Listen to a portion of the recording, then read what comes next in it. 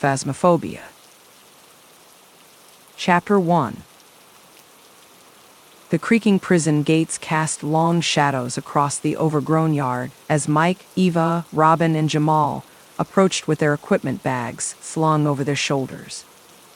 Their flashlights cut through the darkness, illuminating cracked sidewalks, boarded-up cell blocks, and the looming watchtower that marked this place as the abandoned Oak Ridge prison. "You guys ready for this?" Mike asked, a nervous edge in his voice. At 22 years old, he was the youngest member of their amateur paranormal investigation team, which was appropriately named the Rookies. "I'm so ready," Jamal replied with an eager grin. "We're finally getting our big break investigating this place." Their team had struggled for months to find clients, but they hoped this night would turn things around with hard evidence of the paranormal. Rumors had swirled for years that the decaying prison was haunted by former inmates and guards. Eva shuddered as she eyed the dark windows of the prison. "Remember, we stick together no matter what," she said firmly. "No splitting up." They approached the iron double doors at the entrance. Robin, their techie expert, crouched down and started unpacking his gadgets and cameras from his bag. His dark hair fell across his eyes as he focused intently on the equipment. Mike's stomach fluttered with anticipation. He had always been fascinated by the paranormal, ever since his own brush with the unexplained as a child. If they could prove ghosts existed here tonight, it would validate everything he believed in. "Let's do this," Jamal said. He dramatically pushed open the front doors, the hinges creaking ominously.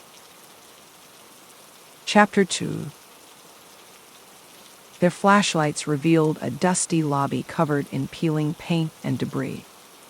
Faded posters still hung on the walls showing prison rules and schedules from decades past. The place felt frozen in time. Mike shivered, the atmosphere already feeling heavy and foreboding. Their footsteps echoed as they walked further inside. "This place gives me the creeps," Eva muttered. She had always considered herself a skeptic when it came to ghosts, but even she felt uneasy in this environment. Robin set up a digital recorder on the front desk, while carefully laying out other devices like EMF meters, spirit boxes, and motion sensors. His technical expertise gave him confidence that they would document hard evidence tonight. As Jamal started snapping photos, the others gradually spread out to explore the lobby area. Mike peered down the long, dingy hallways branching off from the entrance. He could see cell blocks lined with metal bars and gates. Back when the prison was operational, this whole place would have been filled with the shouts of guards and inmates. Now only an eerie silence hung in the air. Mike jumped when Eva spoke right next to him. "The stories say there's been paranormal activity all over this prison, from cell blocks to offices to the cafeteria and basement. Where should we start first?" Mike considered their options. "Let's start where the inmates spent most of their time. The cell block area.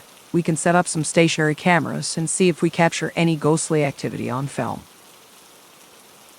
The others agreed, so they ventured off down the west hallway towards cell block A. Their flashlights created a circle of light in the dark corridor as they all stuck close together. Mike's heart pounded as he imagined angry spirits lurking in every shadow. Chapter 3. Cell Block A appeared as an endless hallway lined with cells on both sides behind rusted metal bars. More debris littered the floor here from weather damage and vandals who had broken in over the years. Mike stepped cautiously over the broken glass and plaster as they made their way inside. "How many inmates would have been housed here?" Robin asked, shining his flashlight at the rows of small cells. Eva glanced at the info pamphlet they had on the prison. Looks like each cell block could hold up to 100 inmates when the prison was at max capacity. Jamal let out a low whistle. Can you imagine being crammed into one of these tiny cells with another inmate? No wonder this place is haunted. Mike felt goosebumps prickle his arms as he peered into one of the cells. Staring at the rusty metal cot against the wall, he could almost see the ghostly outline of an inmate sitting there, gaze fixed numbly at the wall. The utter despair and monotony prisoners here must have felt made him shudder. "Let's set up some cameras along this hallway," he said, eager to distract himself from his morbid thoughts. "I'll start rolling the stationary one, Eva. Why don't you walk up and down filming with the handheld? Maybe we can catch a shadow figure on film." As they busied themselves with the equipment, Jamal kept taking photos. "Say cheese," he joked, snapping a shot at Robin. "Dude, don't waste the film," Robin scolded, though he was grinning. Their laughter and banter eased some of the tension. Ike shook his head wryly. Jamal always joked around on cases, which bugged Robin to no end given how serious he was about the technical details. But Mike didn't mind it. The humor reminded him this was just an old, dusty prison, not the terrifying haunt of his imagination. Chapter 4. After they finished setting up equipment in cell block A, the team ventured off towards the north end of the prison. This area contained the cafeteria, infirmary, basement, and a few old offices once used by prison staff. As they explored the dark maze of corridors, Eva marveled at the prison's sheer size. "This place could hold over 500 inmates when full," she remarked. "It must have been like a small town." "Yeah, a small town full of murderers and thieves," Jamal said with a snort. Robin rolled his eyes. "Well, the warden's office should be just up ahead, according to the map." The warden's office stood at the end of the hallway. Mike reached out and turned the antique doorknob, half expecting it to be locked. But the heavy wooden door creaked open. Their lights revealed a room still full of bulky old furniture covered in layers of dust. Filing cabinets lined one wall, while a huge oak desk took up the center of the room. The warden's nameplate reading Gregory Hayes remained on the desk. "Whoa, it's like the warden just vanished one day while working, leaving everything behind," Eva whispered. Mike walked slowly around the desk, feeling like he had stepped back in time. He could vividly picture the warden himself sitting here, chain smoking cigarettes and barking orders at guards and inmates. Just then, Mike thought he saw a shadow move out of the corner of his eye. He whipped around, but nothing was there. Jamal's voice made him jump. "Hey man, you okay? You look freaked out." "I'm fine," Mike muttered, shaking off the eerie feeling. "Let's keep moving." The others didn't seem to take him seriously, but Mike couldn't ignore the deep sense of unease that was settling over him. Something about this office made the hair on his neck stand up. He couldn't shake the feeling they were being watched. Chapter 5. Their next stop was the infirmary, which contained examining rooms, offices, and an old laboratory. Jamal lingered in a room full of metal autopsy tables, making jokes about creepy mad scientists doing experiments.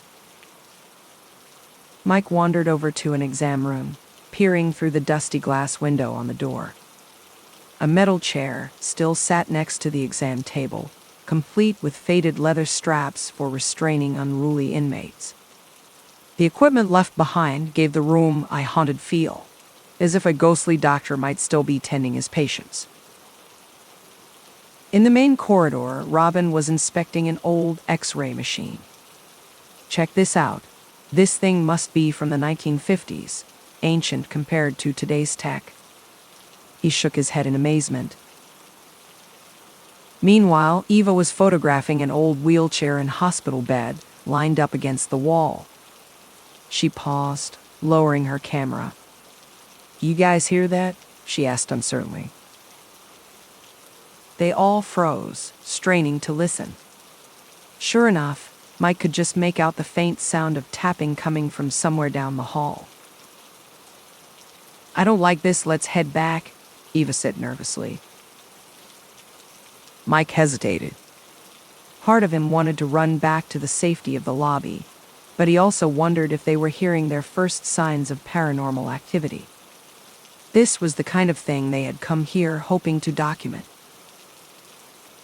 "We can't just bail at the first odd noise," he argued gently. "I know it's creepy, but isn't that why we're here?" The others exchanged uneasy looks. Finally, Jamal said, "Yeah, man, you're right. We can't leave now when things are just getting interesting." Chapter 6. After debating their next move, the group decided to press forward into the cafeteria area. They had to walk through a shadowy hallway leading away from the infirmary. Mike took deep breaths, expecting to see something leap out at any moment. To his relief, the hallway remained still. When they stepped into the cafeteria, it looked almost frozen in time. Long metal tables with attached benches filled the room in neat rows. Faded walls were painted with murals of trees, sunny skies, and mountains, an attempt to give inmates a view of the outside world. The irony was not lost on Mike as he remembered the tiny barred windows of the cells. "Where should we set up camp next?" Robin asked, scanning the expansive room. Jamal nodded towards the far wall. "The kitchen looks creepy, bet we'd get some cool shots in there." Sure enough, the kitchen contained piles of ancient cooking supplies caked in grime. Rusty ovens and stoves were covered in cobwebs. Mike couldn't imagine trying to prepare food for hundreds of prisoners in such a cramped, dirty space. As the others wandered around, Mike approached a huge pot still sitting on one of the stoves. Peering inside, he recoiled at the putrid stench. "Ugh, smells like something died in here," he choked out, staggering back. Eva grimaced, holding her nose. "Probably rats or raccoons got trapped." Despite her disgusted tone, Mike noticed she was edging closer to inspect the pot herself. "Don't!" Robin suddenly shouted. Eva froze in alarm. "Sorry, didn't mean to yell," Robin said. "Your camera was just about to fall into that nasty soup pot. Saved you from fishing it up." "Oh wow, nice catch," Eva said with a nervous laugh. "These old stoves must not be too stable." But Mike saw goosebumps on Robin's arms. He wondered if his friend had sensed something more sinister than a tipping stove. Chapter 7. After grabbing a quick snack in the lobby, the group decided it was time to head down to the basement. According to the reports, this was where some guards and inmates had met their demise, making it one of the most haunted areas. As they stood at the top of the stairs leading down, a feeling of dread seemed to wash over them. "Remember, stick together no matter what," Eva said, voice quavering only slightly. "We'll be okay as long as we look out for each other," Mike added, trying to sound braver than he felt. Their flashlights only illuminated a few feet in front of them as they descended the creaky stairs. The temperature dropped noticeably, making Mike shiver. "How big is this basement?" Jamal asked. His voice echoed off the concrete walls. Robin consulted the map. "Looks like it covers the entire footprint of the prison, and there's tunnels spreading out from it too." Mike did not find that thought comforting. The basement already felt like a terrifying maze. As they reached the bottom of the stairs, they found themselves in a long corridor with metal doors lining each side. Many of the doors were padlocked or had warning signs like electrical or boiler room. Mike tried one of the doors and found it locked tight. Probably maintenance and storage rooms. I doubt we can get in most of these. Should we try picking the locks? Jamal asked with a devious grin. The others just gave him a look. Instead, they continued following the hallway, trying to find an open room to enter. The deeper they went, the heavier the atmosphere felt. The shadows here seemed to cling to their bodies like cobwebs. Mike was starting to regret ever suggesting the basement. Chapter 8. After walking for several tense minutes, the group finally discovered a basement room they could enter. Robin cautiously turned the handle of a metal door marked storage, and it creaked open. Their flashlights revealed a dusty chamber crammed with old furniture, filing cabinets, and other odds and ends, all covered under layers of cobwebs. It's like a creepy antique store down here, Eva said, swiping away cobwebs in front of her face. Mike wandered over to a filing cabinet and tugged at one of the drawers. It slid open with a screech, erupting more dust. Inside were hundreds of old inmate files packed together, yellowed and crumbling with age. For a moment, Mike was tempted to pull one out and read it. But the idea of invading someone's personal file, even a prisoner who likely died long ago, seemed wrong. He slid the drawer closed. Across the room, Jamal was rifling through a box of discarded clothes. Someone must have left their prison uniform behind, he said with a laugh. I'm totally trying this on. Before anyone could object, he pulled a dingy white shirt and pants out of the box. The others watched in bewilderment as he layered the inmate uniform over his own clothes. That's just weird, man, Robin finally said, shaking his head. You're going to get lice or something. Jamal just grinned, clearly enjoying himself. What? You don't want to dress up too? I bet Mike would look good as a prisoner.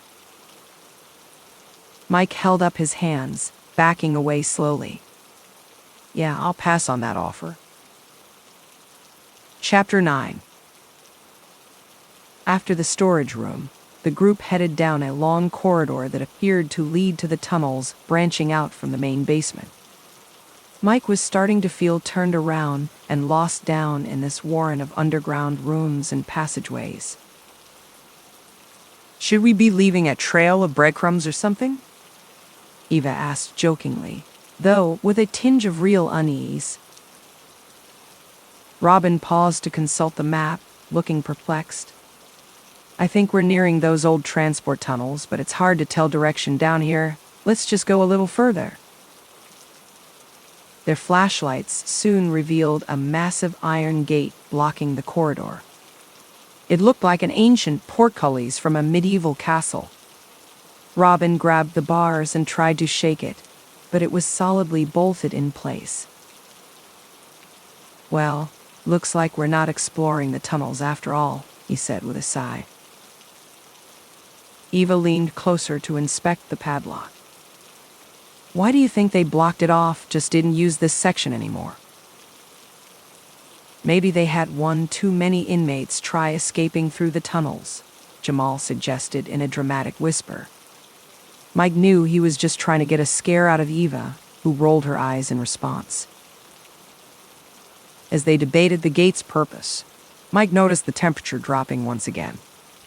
His breath was now visible in the frigid air. He shivered violently, rubbing his hands together for warmth. Can we head back upstairs now? It's freezing down here, he pleaded with chattering teeth. The others seemed to share his desire to leave the basement. Yeah, I think we got all we need from this creepfest, Robin agreed, turning away from the locked gate. Let's regroup, Anne. A loud crash cut him off, echoing down the corridor from the direction they had come. The group froze, exchanging panicked looks. No one made a sound as they listened intently for any hint of movement in the darkness ahead. Chapter 10. Mike felt his chest tighten with fear. All he could hear was his own shallow breathing and rapid heartbeat pounding in his ears. No one seemed eager to investigate the source of the crash. Finally, Jamal whispered, "I'll go check it out," and cautiously crept forward down the corridor. The others huddled together as they watched his flashlight beam bob away. The minutes stretched by with agonizing slowness. Eva impatiently checked her watch. "It's been 5 minutes," she muttered. "What's taking them so long?" "I knew we shouldn't have split up, even just a little," Robin said, voicing their shared dread. Mike fought the urge to call out for Jamal. Breaking the eerie silence seemed unwise. Just when he felt ready to rush forward himself, they finally heard footsteps approaching. Jamal's hulking silhouette appeared moving toward them. Mike let out a sigh of relief. "Dude, you scared the hell out of us. What happened?" Jamal frowned, brow furrowed. "Just a wooden crate that toppled over in that storage room. No idea what knocked it down, though. I searched everywhere but found zilch." Eva shivered, moving closer to Mike. "Can we continue this upstairs, please? I've had enough of creepy basements for one night." The others quickly agreed, and soon they were retracing their steps through the maze of corridors, eager to return to the ground floor. Mike tried to shake off his anxieties, but he kept glancing over his shoulder, half expecting to see a ghostly inmate staggering behind them in the darkness. But each time, there was nothing. Still, Mike knew with chilling certainty that something lingered down here in the shadows. Chapter 11. "Let's take a breather and regroup," Mike suggested once they were back upstairs. His nerves still felt frayed after the basement incident. The others readily agreed, so they returned to the lobby and sank down onto the grimy tile floor to rest. For a few minutes, everyone sat silently, lost in their own thoughts. Robin finally spoke up. "So what's our plan, team? I think we've got decent footage so far, but no legit paranormal evidence yet." Eva sighed, hugging her knees to her chest. "I've always stick to the safer public areas. No more creepy basements." "Yeah, we wouldn't want to end up trapped down there if a door slammed shut behind us," Jamal said with a playful grin, though his eyes showed traces of real fear. Mike nodded slowly as he considered their options. "You're right, we should play it safe. Let's focus on the cell blocks and cafeteria for now, and stay together no matter what." Having a solid plan helped steady Mike's nerves. As they all got to their feet and gathered their gear, he felt his usual excitement about the investigation creeping back. This was no time to get scared off by creaky floorboards and shadows. "Let's go check in on cell block B," he suggested, eyes brightening. "I can take over monitoring the cameras for a while." The familiar banter returned as they headed off. Tensions eased for the moment. But Mike noticed they all kept peering down the dingy hallway that led to the basement, half expecting something to emerge. Chapter 12. After a period of calm, the team decided it was time to conduct an EVP session. Robin set up a recorder in cell block B, while the others grabbed digital devices too. The theory was that spirits could communicate by creating electronic voice phenomena that recorders can pick up. "All right, phantom felons, time to speak up," Jamal said dramatically as they took their seats at a table. Mike just shook his head, still bemused by his friend's antics even in tense situations. For a while, they took turns asking questions in quiet voices, listening carefully after each one for any responses. Mike tried to quiet his own breathing and pounding heart so potential voices could come through clearly. But after 20 minutes, they had nothing unexpected on playback. "Let's switch rooms and keep trying," Eva suggested. "Maybe the ghosts in here are shy." So they relocated to cell block C. As Jamal queued up the recorder again, Mike's eyes were drawn to the far end of the corridor. He stiffened. Was that a shadow by the last cell, darker than the surrounding gloom? But staring harder, he saw nothing. "You okay, dude?" Robin asked, noticing his distraction. "Yeah, just seeing things, I guess," Mike muttered. They resumed the EVP session, questions echoing down the empty cell block.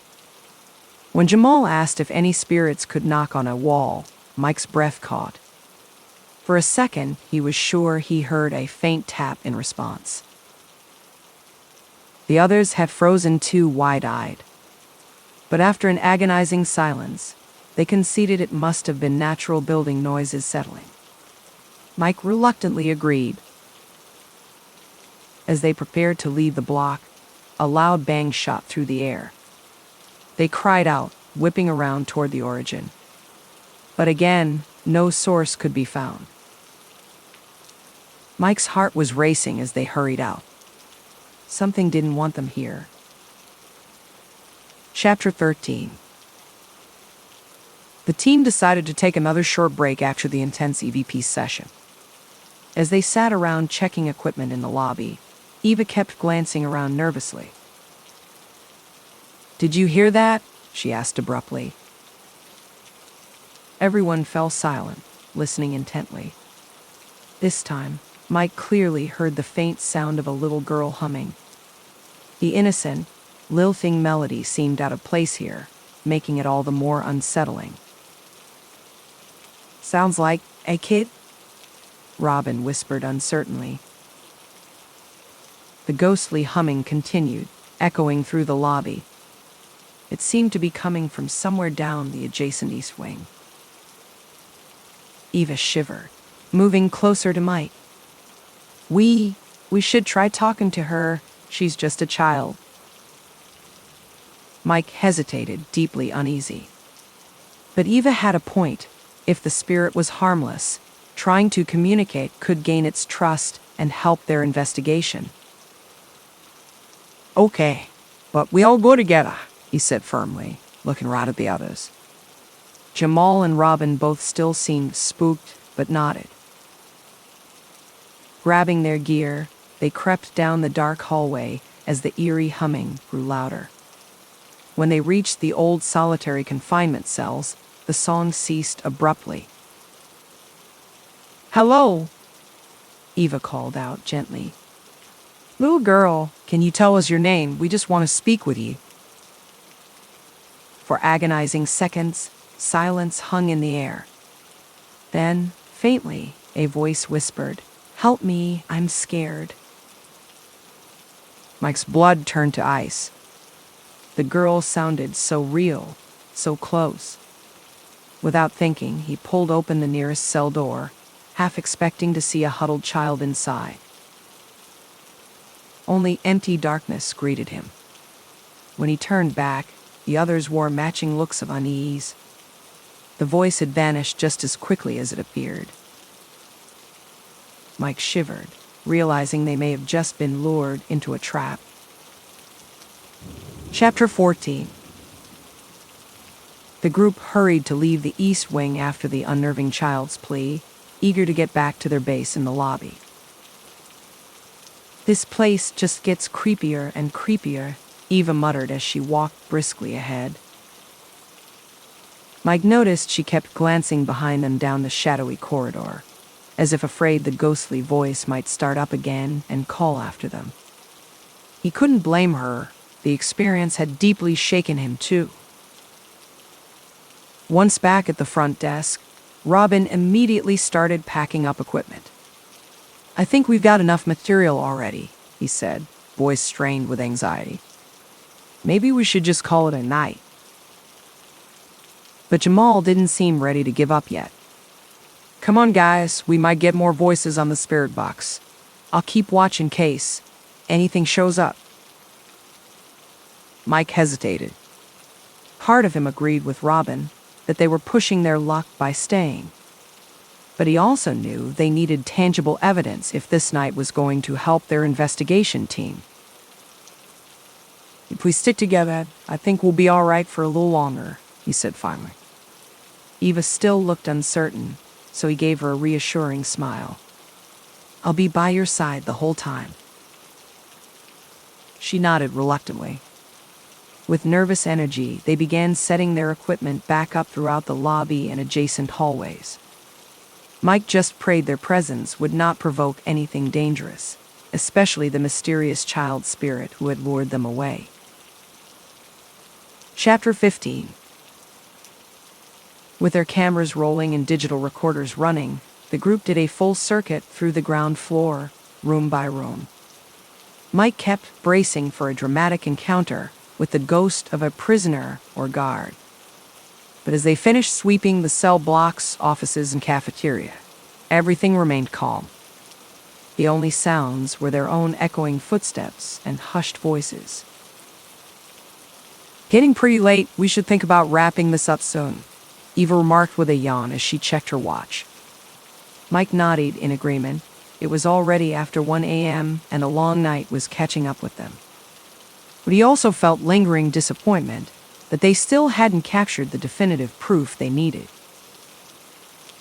As if reading his mind, Jamal said, "Let's give the spirit box one more try. I really think our best stuff is going to come through there since it scans radio channels." Too tired to argue, the group trooped back to the lobby and gathered around as Robin switched on the device. At first, only static emitted from the box in response to their questions. Then a man's gravelly voice broke through, making them all freeze. "Get out of here. Leave this place." Mike's mouth went dry, his rational mind struggling to explain the ominous words away as just a random radio blip. But his instincts screamed that the voice was a dire warning. Before he could say anything, Eva gasped and grabbed his arm in a painful grip. She pointed a trembling finger towards the nearby hallway. Mike followed her gaze and went cold. A tall, shadowy figure stood watching them just outside the circle of light. Then it turned and began gliding away, fading deeper into darkness. Chapter 16. Mike's heart hammered in his ears as they stared after the shadowy apparition. He had to remind himself to breathe. Beside him, Eva looked near tears, while Robin and Jamal seemed to be holding their breath. "What was that?" Robin finally choked out. "Did you get any pictures?" Jamal just shook his head, wide-eyed. They all knew no camera could have captured the ghostly figure before it vanished. Mike's mind raced. They had wanted a major encounter. Well, now they'd gotten one. The question was, did they press on or flee? He turned to Eva, who still clung tightly to his arm. "Let's get out of here," she whispered desperately. Mike nodded. After that warning, staying seemed beyond reckless. Better to live to investigate another night. "Yeah, we got what we came for," he agreed. "Pack it up, team." With trembling hands, they scrambled to collect their gear scattered throughout the lobby. As Mike shoved camera equipment into bags, he found himself compulsively glancing over his shoulder, terrified of seeing the Shadow Man reappear. The others looked just as rattled, faces pale beneath the flashlight beams. Jamal's usual jokes were notably absent. They worked in tense silence to make a swift exit. "Just stay calm, we're almost out of here," Mike urged, trying to keep rising panic at bay. They just had to get to the lobby doors. And A thunderous slam exploded behind them. They whirled to see the double doors now shut tight. Mike's stomach dropped. They all rushed over, pulling desperately at the handles. But the exit refused to budge. Chapter 17. Mike's breaths came in panicked gasps as he tugged helplessly on the lobby doors. They were well and truly trapped. The doors may as well have been welded shut. Dread coursed through him as he realized they were now sealed inside this vast, haunted prison with some menacing entity. Eva's terrified sobs refocused him. She had sunk down onto her knees, seeming on the verge of full-blown panic. The guys gathered around her, attempting to provide some comfort. "It's okay. We'll find another way out," Mike said gently, though he wondered if he was telling the truth. Robin tried his cell, but of course there was no signal this deep inside the thick prison walls. Jamal began combing their map of the grounds, searching for ideas. Mike kneeled next to Eva and rubbed her back soothingly. Inside, though, his mind raced. How long could they last wandering the pitch-black halls, hunted by malicious ghosts? He eyed the looming corridors branching off the lobby uneasily. Their haven now felt like a trap. There. Jamal jabbed a finger at the map excitedly. An old maintenance door in the west wing. We can get out through the machine room. Revived purpose energized them. They grabbed their gear and headed into the west cell blocks, moving as fast as possible while straining all their senses for paranormal threats. The door offered a beacon of hope through the nightmare. But as they navigated the maze of shadowy corridors, Mike felt certain they were being corralled like prey, steered into a trap. The ghosts here did not intend for them to escape. Chapter 18. Navigating by flashlight through the decaying halls, Mike tried not to imagine what ghostly eyes might be watching them from the impenetrable darkness. He focused only on putting one foot in front of the other as they traced a path to the maintenance door. Up ahead, Eva let out a sharp gasp and went rigid. Mike's light revealed her staring at an old wheelchair sitting in their path that definitely hadn't been there before. Its shadow stretched across the hall like a skeletal hand. "It's just trying to scare us," he urged softly, guiding her around it. But his heart thudded against his ribs. The ghosts were toying with them.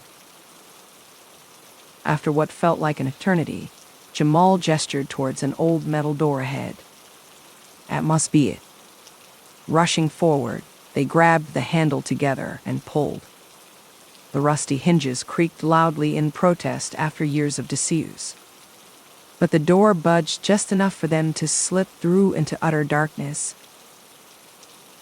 Mike swept his flashlight beam around, revealing ancient boilers and heavy machinery. "Watch your step, guys," he warned, catching a glimpse of open pits and exposed pipes. They felt their way cautiously through the mechanical graveyard, heading toward distant windows letting in faint moonlight.